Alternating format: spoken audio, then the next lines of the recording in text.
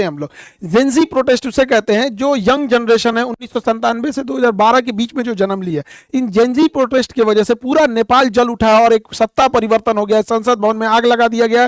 जितना नेता मंत्री हैं लोग, सब लोग का परिवार इसे लटक लटक बानर ऐसा भागा है हेलीकॉप्टर से, कोनो को दौड़ा के मारा है, कोनो को भिगा के मारा है, कोनो को जो घर फूंक दिया है, ये सब हो गया। इसका कारण समझते हैं कि क्या इंटरनल कारण था, उसके बाद समझेंगे क्या एक्सटर्नल कारण है, फिर चीन का क्या है और भारत का इस पर क्या असर पड़ेगा, इसको समझते हैं। सबसे बड़ा जो कारण था वो करप्शन था। नेपाल में करप्शन इतना ज्यादा बढ़ गया था जिसका कोई हद नहीं, करप्शन को रोकना मुश्किल था, हर डिपार्टमेंट करप्ट हो चुका था।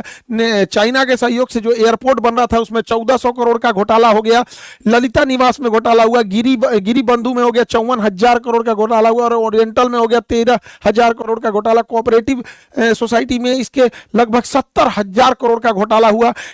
इसका मेडिकल हेल्थ इंफ्रास्ट्रक्चर एकदम पीछे है नेपाल का, एमआरआई और ये जो बड़े बड़े जो ये मशीनें हैं उसकी उपलब्धता एकदम नेपाल में कम है। आर्म्स डील में बरेटा कंपनी से जो आर्म्स जिसका दाम था उससे 4 गुना रेट में दलाली में खरीद के लाया सब। पतंजलि को जो जमीन विवाद हो गया पतंजलि से कर लिया सब, यहाँ पर चाय का गोदाम कमर्शियलाइजेशन के लिए बेच दिया। इतना भयानक करप्शन हुआ और जिस कारण महंगाई बढ़ गई, छोटी सी छोटी चीजों के लिए महंगाई इतनी बढ़ गई थी कि बच्चे जो स्टूडेंट थे जो नॉर्मल ग्रेजुएशन करते थे, बीए बीए सीए लोग, इन लोग को अपनी फीस भरने के लिए पार्ट टाइम जॉब करना पड़ गया। इतनी महंगाई बढ़ गई थी और लोग जॉबलेस हो गए थे। और खाली मतलब एक पुरुष का खाली बेरोजगार इंसान, बड़ा खराब जिंदगी होती है।